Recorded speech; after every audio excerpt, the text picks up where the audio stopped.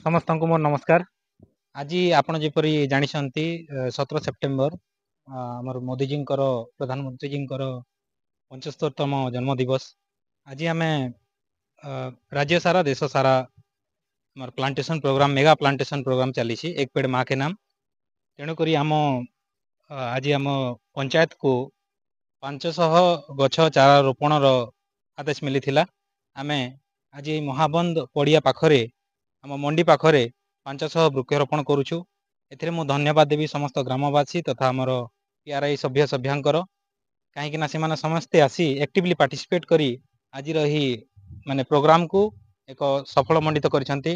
ता छड़ा cultural programme माध्यम आम मरगारे थिबा पाला दल आसी एठारे माने लोकलोचन को जेपरी आसीबो लोक जेपरी प्लांटेशन प्रति तथा आम गछर देखारेखा करबा पई जेपरी सचेतन हेबे से संबंधी एक पालार अति उच्चतर प्रदर्शन करथिले। आम तांको धन्यवाद देबु एवं आज प्लांटेशन प्रोग्राम टी डमझर ग्राम पंचायत रे सफल मंडित हेछि। समस्त कुमार नमस्कार। आज देशव्यापी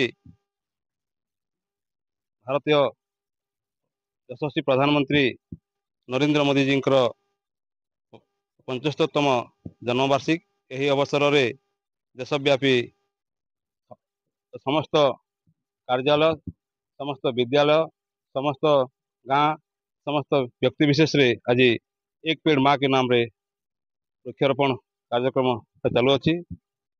जहाँ भी हो मोदी जी महत् उद्देश्य जे आमर भूपृष्ठ रे बा आमर पृथ्वी रे तापमात्रा द्रुत गति रे बढ़ी चली से तापमात्रा बढ़वा द्वारा जीव जगत उपरे तार खराब प्रभाव पड़ू अच्छी। एणुक जलवायु को संतुलित रखापी समस्त जगह वृक्षारोपण कार्यक्रम चालू अच्छी। यही वृक्षारोपण कार्यक्रम आमको डमझर ग्राम समस्त श्रमिक सभ्य सभ्या एवं आमर बुद्धिजीवी समस्ते आसी आमको साहाय्य करिछन एवं मरगाँ रु आसीथिबा आमर घुमरा पार्टी आसिकरी से वृक्षारोपण पर जनसचेतनता करिछन। सही व्यक्ति मानक मु बहुत बहुत धन्यवाद देवी एवं यही कार्यक्रम जो व्यक्ति माने आमको साहाय्य करिछन समस्त को धन्यवाद देकरी।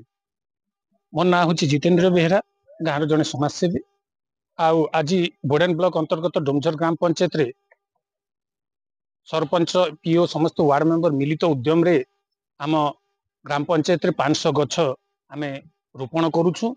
आम यशस्वी प्रधानमंत्री जो आह्वान देइछंती जे एक पेड़ माँ के नाम से जिनिस को आमे केमती साफल्य मंडित करी आगामी दिन रे पर्यावरण सुरक्षा सब दृष्टि को देखिकरी आम गाँव रे समस्त आबाल वृद्ध वनिता आसी एई गछ रोपण रे समस्ते सहयोग करुछंती। बहुत खुशी लागुची जे दिने ना दिने ए गछ बड़ हेकरी आमको निहाती सुरक्षा देबो बोली करी हमर आशा।